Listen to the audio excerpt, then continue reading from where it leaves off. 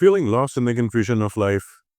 What if I told you an ancient text holds the answers you have been searching for? The Bhagavad Gita, a 5,000-year-old wisdom, is surprisingly relevant today. It's like having a personal conversation about your deepest struggles, like confusion, anxiety, depression, relationship issues, parenting issues, or when you simply are unaware what to do. According to my understanding of Srimad Bhagavad Gita, there are three reasons why you must try the Gita. 1. It's ancient wisdom for modern problems. 2. It offers practical tools for inner peace. 3. It's a complete guide to living life with clarity. The Gita is not just a quick fix. Your problems are not new. Humans have always faced inner battles. The Gita teaches duty, detachment, karam, dharma, and self-knowledge tools to navigate any situation gracefully. Krishna को अगर समझना है और या उनकी गीता को महसूस करना है तो सिर्फ उनके शब्दों को सुनना काफ़ी नहीं है। अगर सच में कृष्ण को जानना है या गीता की गहराई को समझना है तो फिर अर्जुन की तरह समझना होगा, अर्जुन की तरह सवाल करने होंगे, अर्जुन की तरह अपने दिल और बुद्धि को खोलना होगा।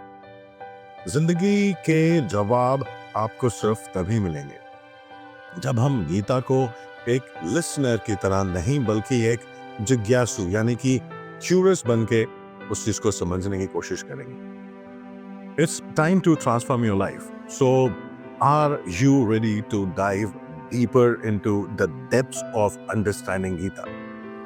Let's explore this wisdom together. In this video, I will be narrating chapter 1, meaning Adhyay 1.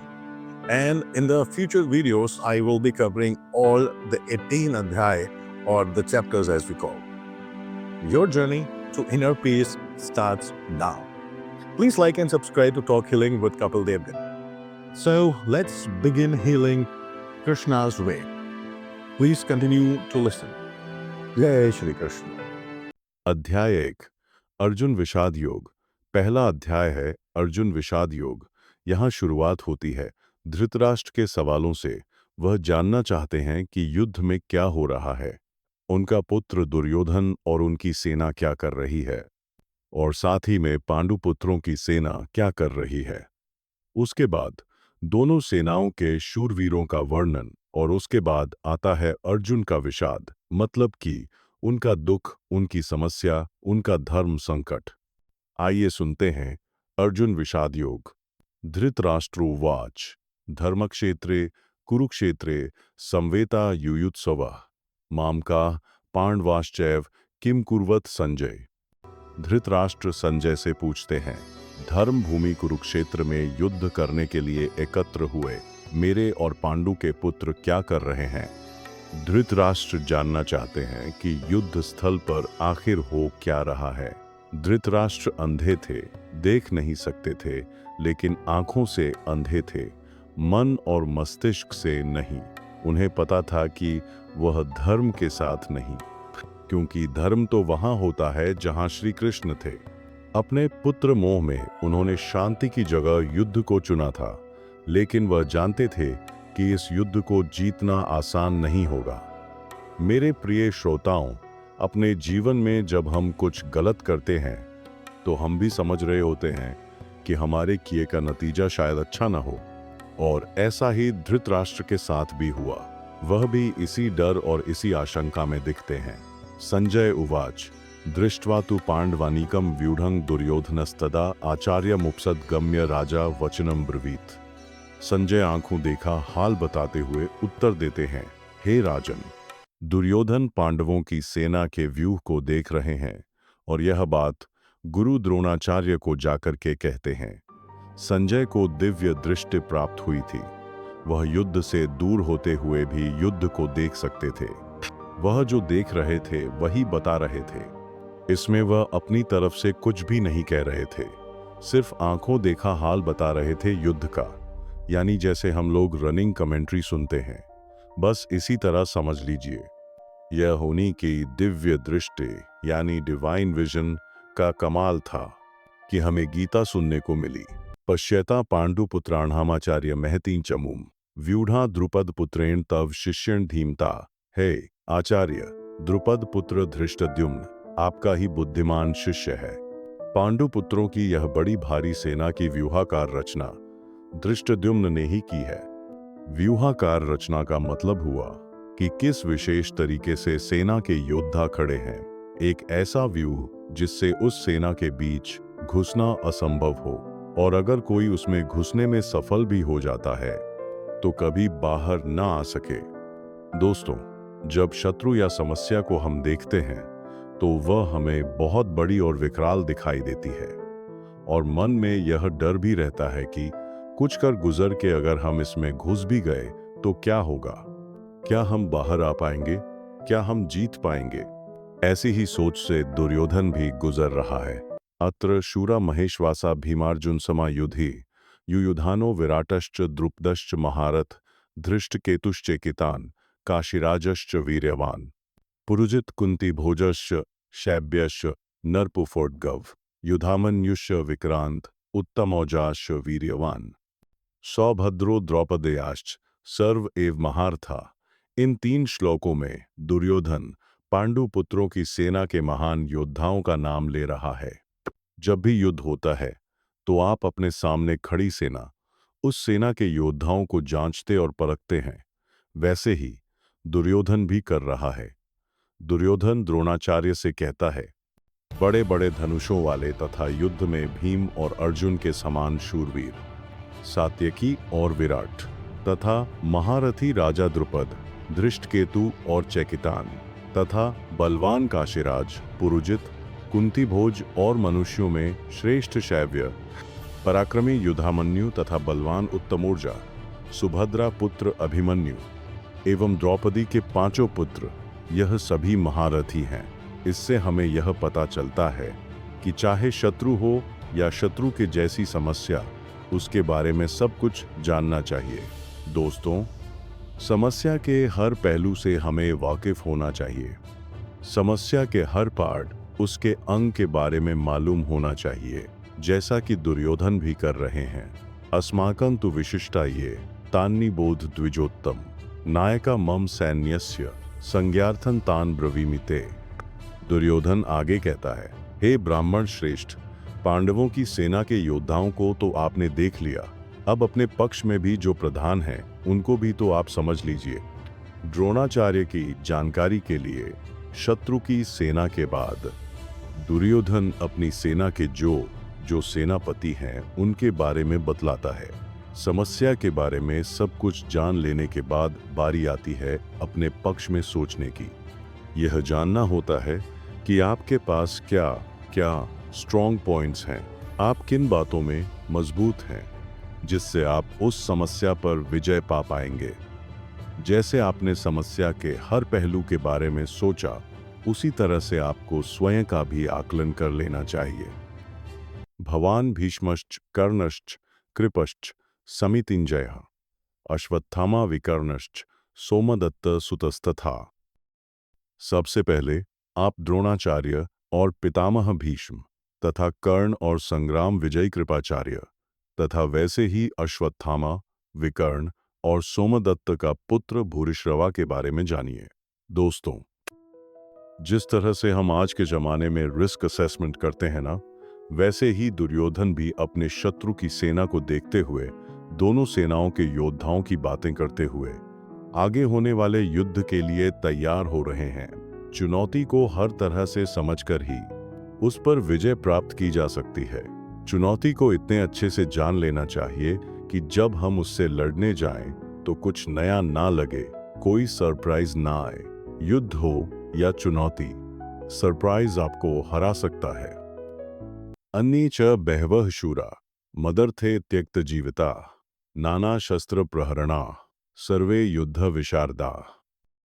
Duryodhan गर्व के साथ कहता है कि मेरे लिए जीवन की आशा त्याग देने वालों की कमी नहीं। इतना ही नहीं, यह शूरवीर अनेक प्रकार के शस्त्रास्त्रों से सुसज्जित हैं और सब के सब युद्ध में चतुर हैं। दुर्योधन के एक इशारे पर उसकी सेना के शूरवीर लड़ने मारने को तैयार हैं। उन्हीं को देख दुर्योधन खुश हो रहा है। दुर्योधन के साथ युद्ध में लड़ने के लिए शूरवीर थे जो उसके लिए मरने को तैयार हैं। आप जब अपने जीवन की चुनौती से लड़ते हैं तो आपके साथ कौन होता है? आपके साथ होता है आपका हुनर, आपकी हिम्मत, आपकी मेहनत, आपके संगी और आपके अपने रिश्तेदार। जैसे शूरवीर दुर्योधन के लिए कुछ भी करने को तैयार हैं, वैसे ही ये आपके साथी भी आपके लिए कुछ भी कर सकते हैं। अपर्याप्तं तदस्माकं बलम भीष्माभिरक्षितम्, पर्याप्तं त्विदमे तेषां बलम भीमाभिरक्षितम्। दुर्योधन आगे कहता है कि भीष्म पितामह द्वारा रक्षित उनकी सेना सब प्रकार से अजेय है और वहीं शत्रु की सेना भीम द्वारा रक्षित है। दुर्योधन कहना चाहते हैं कि भीम की सेना को वह आसानी से जीत सकते हैं। यहाँ दुर्योधन घमंड दिखा रहा है जो आपको बिल्कुल भी नहीं करना है, कभी नहीं, क्योंकि अगर दुर्योधन जानता कि वह दूसरी सेना को हरा देगा तो फिर युद्ध ही क्यों करता। युद्ध को जीतने के लिए दूसरे को हराना पड़ता है। अगर चुनौती या समस्या को देखकर हमें लगता है कि हम जीत जाएंगे तो विश्वास या आत्मविश्वास तो हो सकता है, लेकिन घमंड नहीं, क्योंकि अगर घमंड हुआ तो वह आपके हारने की शुरुआत है। अयनेषु च सर्वेषु यथा भागमवस्थिताः भीष्ममेवाभिरक्षन्तु भवन्तः सर्व एव है। दोनों सेनाओं के इस तरह के वर्णन से दुर्योधन अपनी इस बात पर पहुंचना चाहता था, और वह यह कि हर किसी को अपने अपने मोर्चों पर अपनी अपनी जगह स्थित रहते हुए निस्संदेह भीष्म पितामह की रक्षा करनी है। कहने का मतलब, आप होने वाले युद्ध में सबसे अधिक उसकी रक्षा करते हैं जो आपके लिए युद्ध के लिए सबसे अधिक आवश्यक हो, जैसे कि दुर्योधन और उसकी सेना के लिए भीष्म पितामह। भीष्म पितामह के हारने का मतलब था कि युद्ध हार जाना, और उनके बचे रहने का मतलब कि आप युद्ध हार नहीं सकते। अपनी सबसे बहुमूल्य चीज को तब तक बचा के रखना चाहिए जब तक कि आप युद्ध पर विजय प्राप्त न कर लें। तस्य संजनयन् हर्षं कुरुवृद्धः पितामहः सिंहनादं विनद्योच्चैः शंखं दद्मौ प्रतापवान। शंख उद्घोषणा होती है होने वाले युद्ध की। कौरवों में सबसे वृद्ध, सबसे बड़े प्रतापी पितामह भीष्म ने उच्च स्वर में सिंह की दहाड़ के समान गरज कर ऐसा शंख बजाया कि दुर्योधन के हृदय में हर्ष उत्पन्न हो गया। युद्ध जीतने के लिए अपने पक्ष में माहौल बनाना पड़ता है, खुद को दिलासा भी देना पड़ता है कि हम युद्ध जीतने में सक्षम हैं। ऐसा ही पितामह भीष्म ने किया और ऐसा ही हमें भी करना चाहिए। ततः शंखाश्च भैर्यश्च पणवानक गोमुखाः सहसैवाभ्यहन्यन्त सस शब्दस्तुमुलो भवत्। युद्ध भयंकर होते हैं और यह इतिहास में आज तक के सबसे भयंकर युद्ध का आरंभ था। भीष्म पितामह के शंख के पश्चात नगाड़े, ढोल, मृदंग और नरसिंहे आदि बाजे एक साथ ही बज उठे। भीष्म पितामह के शंख के पश्चात इन बाजों का नाद संगीतमय नहीं, बहुत ही डरावना था। युद्ध मनोरंजक नहीं होते दोस्तों, इसलिए अगर युद्ध का फैसला ले लिया जाता है तो उसमें फिर जो भी हो स्वीकार करना पड़ता है। हर युद्ध, हर चुनौती अपने किस्म के हालात लेके आती है। उन्हीं हालात के आधार पर हमें तैयारियां करनी पड़ती हैं। ततः श्वेतैर्हयैर्युक्ते महति स्यंदने स्थितौ माधवः पांडवश्चैव दिव्यौ शंखौ प्रदद्मतुः। अब बारी थी पांडु पुत्रों की सेना के शंखनाद की। सफेद घोड़ों से युक्त उत्तम रथ में बैठे हुए श्री कृष्ण और अर्जुन ने अपने अपने अलग अलग शंख बजाए। युद्ध में जब तैयारी होती है ना, तो दोनों तरफ से होती है। हर पक्ष अपनी विजय की आशा में खुद को और अपनी सेना को भरोसा देता है। आज के समय में अगर हम शंख बजाने की उपमा सोचें, तो इसका मतलब यह भी हो सकता है कि हम कुछ भी ऐसा करें जो हमें प्रोत्साहित, मोटिवेट करे। पाकजन्य ऋषिकेशो देवदत्तन धनंजय पौंड्रन दद्मो महाशंखम भीमकर्मा वृकोद्रह।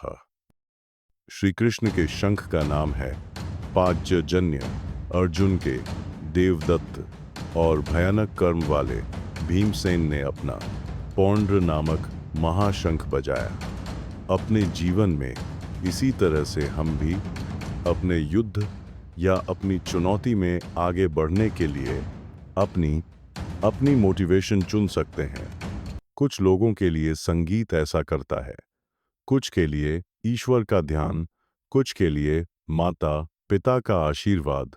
अपने शंख आप स्वयं चुनिए और युद्ध के लिए तैयार हो जाइए। अनंत विजय राजा कुंती पुत्रो युधिष्ठिरः नकुल सहदेवश्च सुघोष मणिपुष्पको। पांडवों में सबसे बड़े भाई राजा युधिष्ठिर ने अनंत विजय नाम का शंख बजाया। नकुल और सहदेव ने सुघोष और मणिपुष्पक नाम के। दोस्तों, मोटिवेशन तो सबको चाहिए। आपने देखा, सभी लोग अपने अपने तरीके से युद्ध जीतने के लिए अपना अपना प्रयास कर रहे थे। काश्यश्च परमेश्वास शिखंडी च महारथ धृष्टद्युम्नो विराटश्च सात्यकिश्च पराजितः द्रुपदो द्रौपदेयाश्च सर्वशः पार्थिवर्षभा सौभद्रश्च महाबाहु शंखान दध्मुः पृथक। हर शंख की अलग ध्वनि, अपना एक अलग अस्तित्व। युद्ध का हर योद्धा अपनी उपस्थिति दर्ज कर रहा है।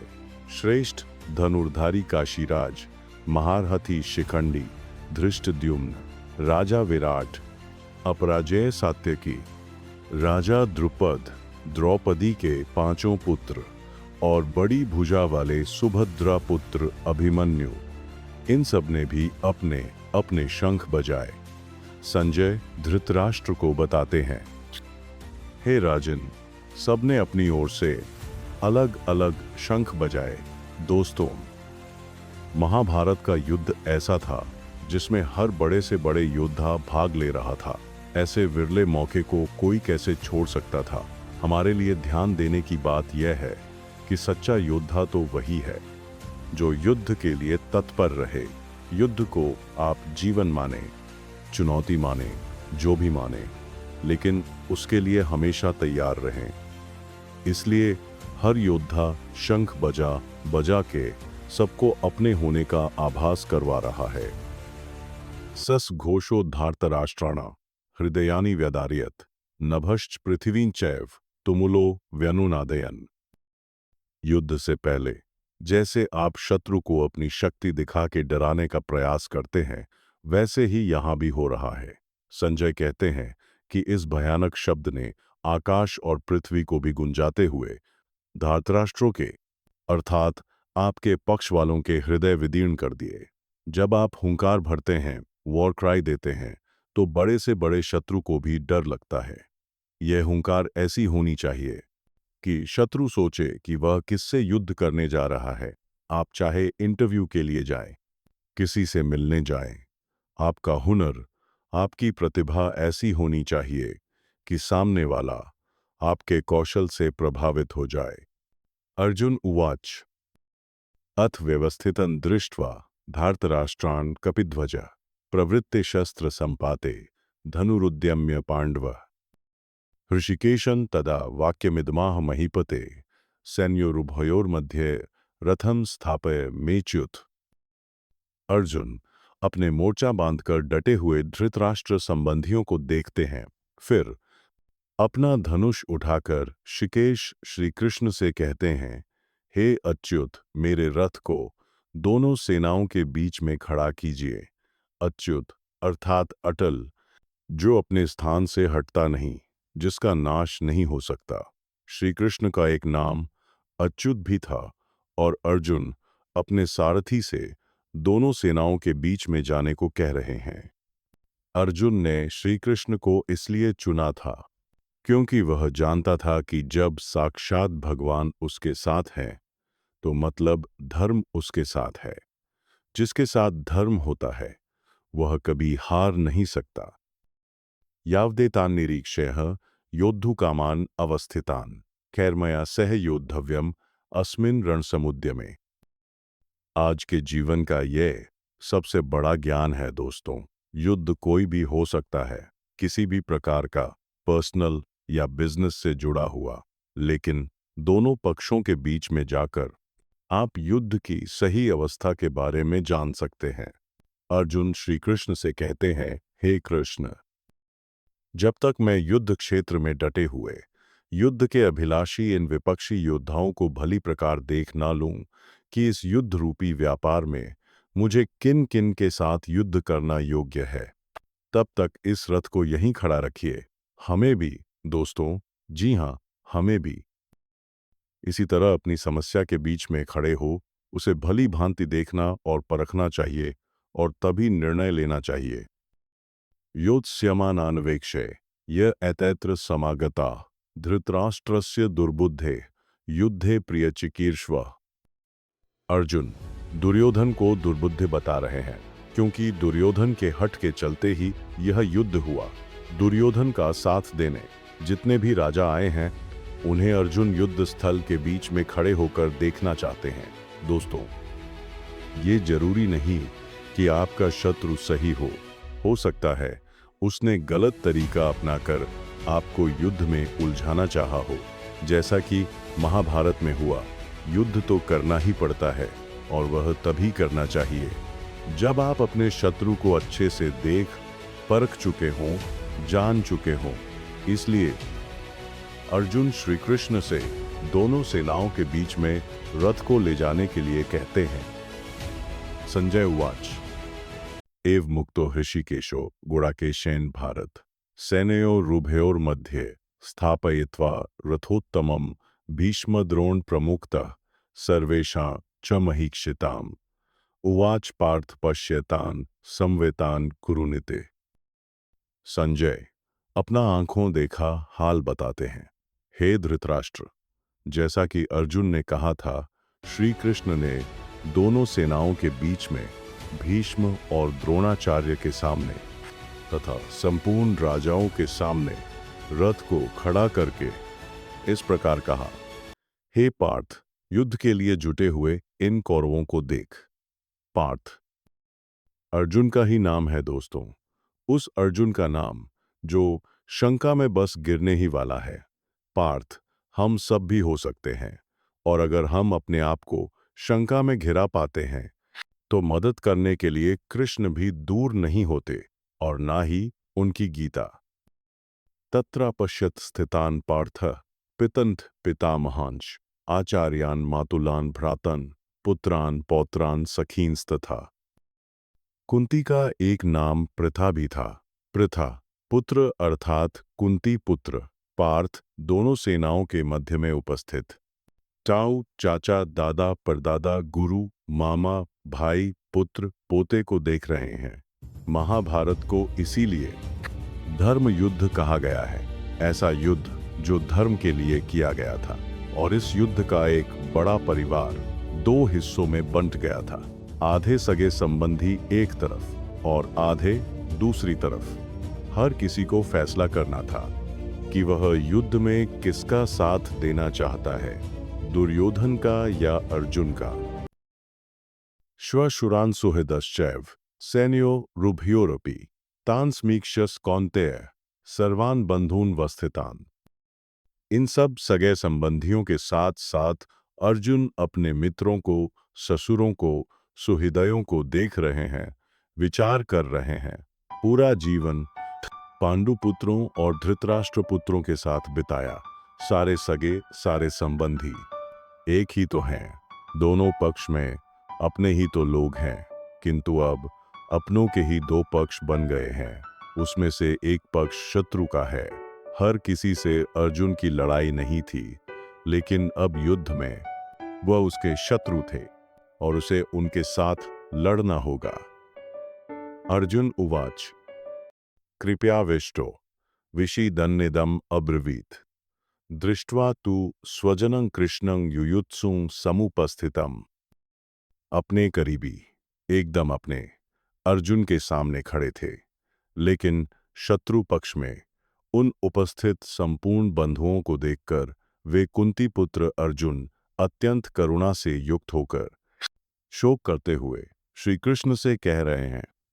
यहीं से शुरुआत होती है दोस्तों, आरंभ होता है अर्जुन के विषाद का, जिसके लिए संपूर्ण गीता की रचना हुई। कृष्ण को मार्गदर्शन के लिए एक ऐसी रचना करनी पड़ी जो हमेशा हमेशा के लिए हर किसी को सही राह पर चलने के लिए प्रेरित करती रही है और आगे भी प्रेरित करती रहेगी।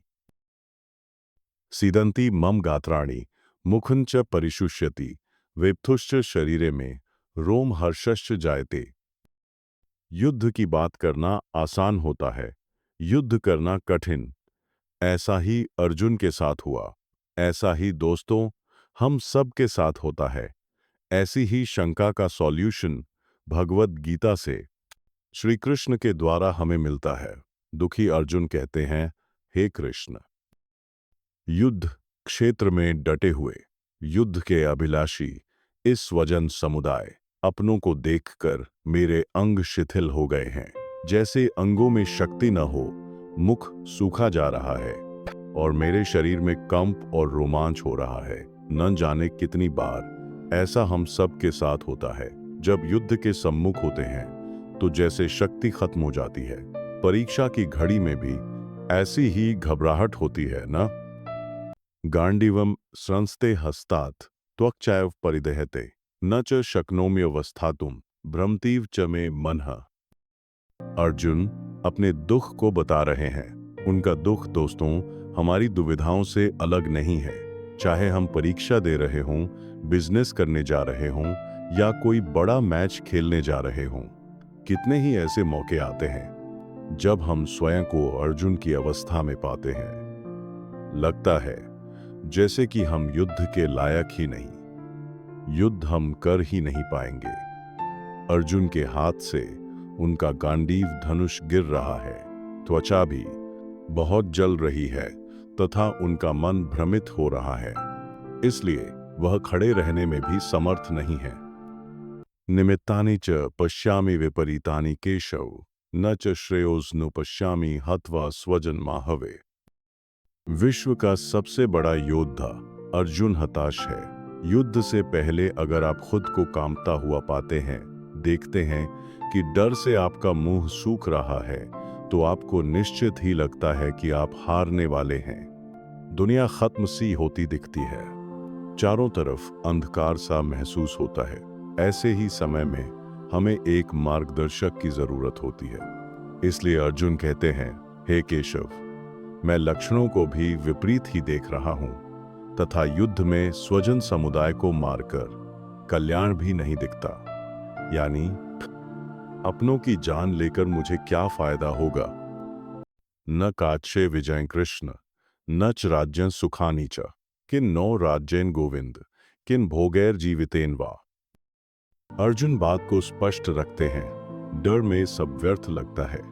अर्जुन कहते हैं, हे कृष्ण, मैं ना तो विजय चाहता हूँ, ना राज्य, और ना ही मैं सुखों को चाहता हूँ। हे गोविंद, हमें ऐसे राज्य से क्या प्रयोजन है अथवा ऐसे भोगों से और जीवन से भी क्या लाभ है। इस विषाद में, शंका में, डर या घबराहट में अर्जुन सब कुछ छोड़ने को, त्याग देने को तैयार हैं। धन, दुनिया उन्हें कुछ भी नहीं चाहिए। वह इतने भयभीत और डर गए हैं, वह उन्हें कुछ भी नहीं चाहिए। वह इतने भयभीत और डर गए हैं, वह उन्हें कुछ भी नहीं चाहिए। वह उर्लो के का था, वह और डर गए हैं वह कि दुनिया की हर खुशी को छोड़कर बस इस युद्ध से बचना चाहते हैं। इन्हीं लक्षणों को हमें भी पहचानना है ताकि ऐसी अवस्था में हम भी वह करें जो कृष्ण बताएंगे। येषामर्थे काचुक्षितं नो राज्यं भोगाः सुखानि च त इमे वस्थिता युद्धे प्राणान् त्यक्त्वा धनानि च। अर्जुन कहते हैं, हमें जिनके लिए राज्य, भोग और सुख चाहिए, वे यह सब धन और जीवन की आशा को त्याग कर युद्ध में खड़े हैं। सोचिए, जीवन का हर युद्ध, हर काम हम अपनों के लिए करते हैं। हमारा सारा काम, सारे फायदे, सारी भागदौड़ सिर्फ और सिर्फ अपनों के लिए होती है, और यहाँ पर हमें अपनों को ही मारना पड़ रहा है। इससे बड़ी क्या दुविधा होगी। अब वही अपने आपको मारने के लिए खड़े हैं और आपको भी उन्हें मारना पड़ेगा। ऐसी दुनिया किस काम की? यही उलझन अर्जुन के मन में है। आचार्यः पितरः पुत्रस्तथैव च पितामहः मातुलाः श्वशुरः पौत्राः श्यालाः संबंधिनस्तथा। अर्जुन के सामने खड़े हैं उनके गुरुजन, ताऊ, चाचे, लड़के, दादे, मामे, ससुर, पौत्र, साले और भी कई सारे संबंधी लोग। अर्जुन अपने हर संबंधी को करीब से पहचान रहे हैं और पहचान के उन्हें बता भी रहे हैं। एतान् हन्तुमिच्छामि घनतोपि मधुसूदन अपि त्रैलोक्य राज्यस्य हेतोः केनु मही कृते। अगर आप युद्ध करने का निर्णय लेते हैं तो क्या आप यह कह सकते हैं कि मैं इस शत्रु को मारूंगा और उसे नहीं? युद्ध में तो हर कोई एक सैनिक होता है, और अगर वह शत्रु पक्ष से है तो आपने उसको मारना ही है। यही दुविधा है अर्जुन की, जो वह बता रहे हैं। हे मधुसूदन, मेरे मारने पर अथवा तीनों लोकों के राज्य के लिए भी मैं इन सब को मारना नहीं चाहता। फिर पृथ्वी के लिए तो कहना ही क्या है।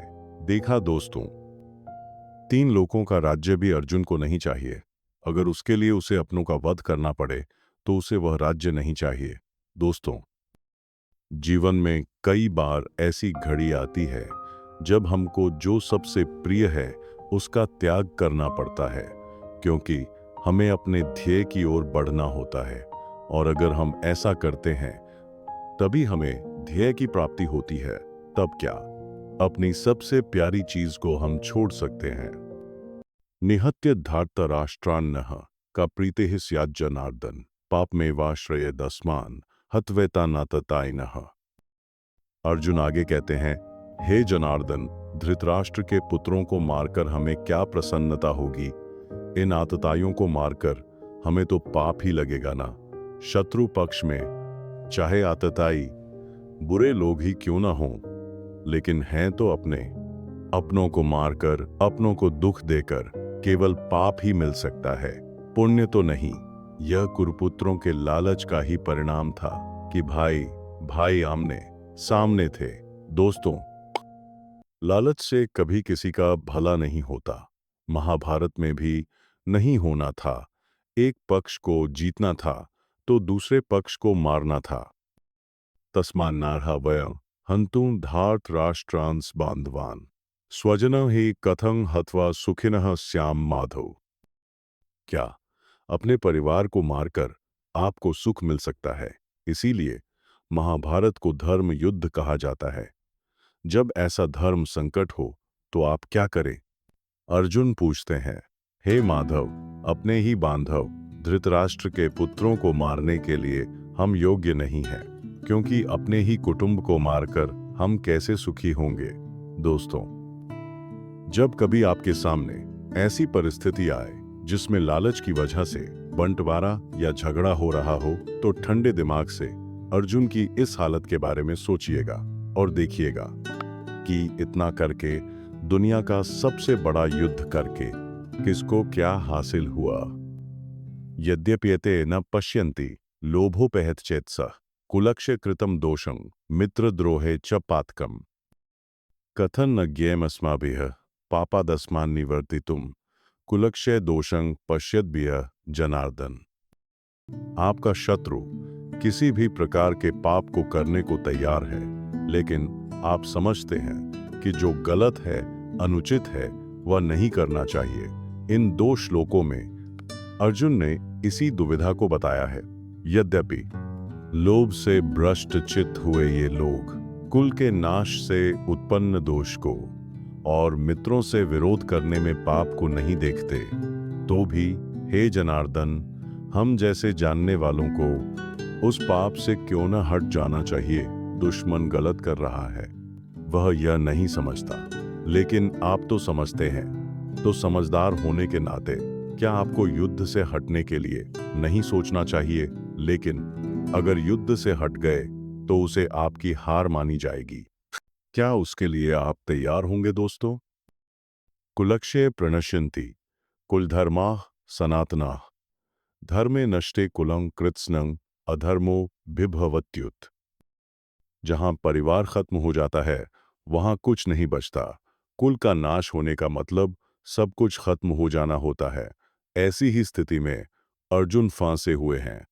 वे कहते हैं, कुल के नाश से सनातन कुल धर्म नष्ट हो जाते हैं तथा धर्म का नाश हो जाने पर संपूर्ण कुल में पाप बहुत फैल जाता है। अर्जुन जो कहना चाहते हैं वह यह है कि अगर परिवार नष्ट होता है तो धर्म नष्ट होता है। धर्म के नष्ट होने से पूरे कुल संपूर्ण परिवार में पाप बढ़ जाता है। परिवार ही है जो हमें अपनी जड़ों से, अपने गुणों से, अपने आदर्शों से जोड़ के रखता है। उसके खत्म होते ही समाज में चारों तरफ पाप बढ़ने लगता है। दोस्तों, आप चाहे तो अपने चारों तरफ भी देख सकते हैं। जहां परिवार का सम्मान नहीं, वहां किसी भी बात का सम्मान नहीं होता और समाज पतन की ओर ही जाता है। अधर्माभिभवात् कृष्ण प्रदुष्यन्ते कुलस्त्रियः स्त्रीषु दुष्टासु वार्ष्णेय जायते वर्णसंकर। परिवार की भलाई उसकी स्त्रियों पर निर्भर करती है। अगर कोई घर बनता है तो वह परिवार की महिला की वजह से बनता है। जिस घर में महिला नहीं होती तो कहते हैं कि उस घर का कोई भविष्य ही नहीं। और अगर यह स्त्रियां दूषित या करप्ट हो जाएं तो उसका क्या असर होता है? अर्जुन कहते हैं, हे कृष्ण, पाप के अधिक बढ़ जाने से कुल की स्त्रियां अत्यंत दूषित हो जाती हैं और स्त्रियों के दूषित हो जाने पर वर्ण संकर उत्पन्न होता है। सस्करो नरकायैव कुलघ्नाना कुलस्य च पतन्ति पितरो हेषां लुप्तपिंडोदक्रिया। वर्ण संकर का यहाँ पर मतलब है जहाँ वर्ण या समाज की मर्यादाओं को सम्मान न देते हुए गलत तरीके से, गलत वर्णों के मेल से जब संतान की उत्पत्ति होती है तो वो सब कुछ खत्म कर देती है। इसलिए समाज के नियम बड़े सोच समझकर बनाए गए होते हैं दोस्तों, और इतने हजारों वर्षों की सोच और उन नियमों को बिना सोचे समझे नहीं तोड़ना चाहिए। अर्जुन इसी बात का वर्णन कर रहे हैं। कहते हैं, कृष्ण, वर्ण संकर कुल घातियों को और कुल को नरक में ले जाने के लिए ही तो होता है। लुप्त हुई पिंड और जल की क्रिया वाले अर्थात श्राद्ध और तर्पण से वंचित इनके पितर लोग भी अधोगति को प्राप्त होते हैं।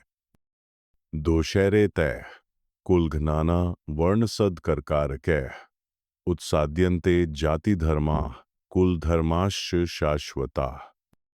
दे जाएगा, समाज तो नाम ही कायदे और कानून का है जहां सब सम्मान से बिना किसी डर के एक साथ रह सके। उत्सन्न कुलधर्माणा मनुष्याणा जनार्दन नरकेनियतम वासो भवतीत्यनुशुश्रुम। जिनका कुल धर्म नष्ट हो जाता है जनार्दन, ऐसे मनुष्यों का अनिश्चित काल तक नरक में वास होता है, ऐसा हम सुनते आए हैं। महाभारत के समय कुल की मान्यता इतनी थी दोस्तों कि अगर किसी के कुल का नाश हो जाता था तो माना जाता था कि अब ये हमेशा के लिए नरक में ही रहेगा। इसलिए कुल की रक्षा करना, उसके सम्मान को बचाना, उसका नाम जिंदा रखना इतनी बड़ी बात मानी जाती थी। अर्जुन ही नहीं, ऐसा हम भी सुनते आए हैं कि जो धर्म का, कुल का सम्मान नहीं करते वो सीधे नरक को जाते हैं। इसे आप ऐसा भी मान सकते हैं कि जहां धर्म नहीं होता वो जगह अपने आप ही नरक बन जाती है। अपनी चारों तरफ देखिए ना। अर्जुन आगे स्वयं को दोष दे रहे हैं। हा शोक, हम लोग बुद्धिमान होकर भी महान पाप करने को तैयार हो गए हैं। जो राज्य और सुख के लोभ से स्वजनों को मारने के लिए उद्यत हो गए हैं। दोस्तों, दुर्योधन जैसा भी है, उसने जो भी निर्णय लिया, लेकिन अर्जुन और उसकी सेना तो समझदार है। तो क्या ऐसा करना उनके लिए ठीक है? बेवकूफ का पाप शायद माफ भी हो जाए, लेकिन बुद्धिमान से बहुत कुछ की उम्मीद की जाती है। तो क्या समझदार अगर युद्ध के लिए तैयार हो जाता है तो उसकी गलती की माफी मिलेगी? अर्जुन को लगता है कि नहीं, नहीं मिलेगी। यदि माम प्रतिकारम शस्त्रम शस्त्रपाणे धार्तराष्ट्रारणे हन्युस्तन में क्षेमतरम भवेत। आंखें बंद कर किसी अपने के बारे में सोचिए जो आपको बहुत पसंद है, जो आपका अपना है, जिसकी गोद में आप खेले हो, जिसके साथ खेले हो, चाहे वो आपसे बड़ा हो या छोटा हो। क्या आप उसे मार पाएंगे? अरे, उससे अच्छा तो आपको लगेगा कि उसके हाथों आप स्वयं मारे जाएं। यही बात अर्जुन कहते हैं। अब संजय जो धृतराष्ट्र को इस महान युद्ध का वर्णन दे रहे हैं, वो बताते हैं। हे धृतराष्ट्र, रणभूमि में शोक से उद्विग्न मन वाले अर्जुन इस प्रकार कहकर बाण सहित धनुष को त्याग कर रथ के पिछले भाग में बैठ गए। दोस्तों, ये था पहला अध्याय भगवद गीता का, अर्जुन विषाद योग। जी हाँ, इसमें अर्जुन के दुख के होने की, उसके मन में शंका आने की, उसके अंदर उठते तूफानों की हर बात हमारे सामने साफ मुखर होकर आती है इस पूरे अध्याय में। अब इसके बाद के अध्यायों में श्री कृष्ण अर्जुन के दुख का, शंका का, परेशानियों का, हर प्रश्न का किस तरह भली भांति उत्तर देंगे, उसे जानेंगे और सुनेंगे। तो दोस्तों, ये था भगवद गीता का प्रथम अध्याय, अर्जुन विषाद योग, जिसे आप तक पहुंचाया है कापिल देवगन ने। बड़ी सुंदर, साधारण और स्पष्ट शब्दों में इसे प्रस्तुत करने का प्रयास किया गया है। इसके बाद मुलाकात होगी दूसरे अध्याय में। तब तक के लिए आज्ञा दीजिए। धन्यवाद। जय श्री कृष्ण।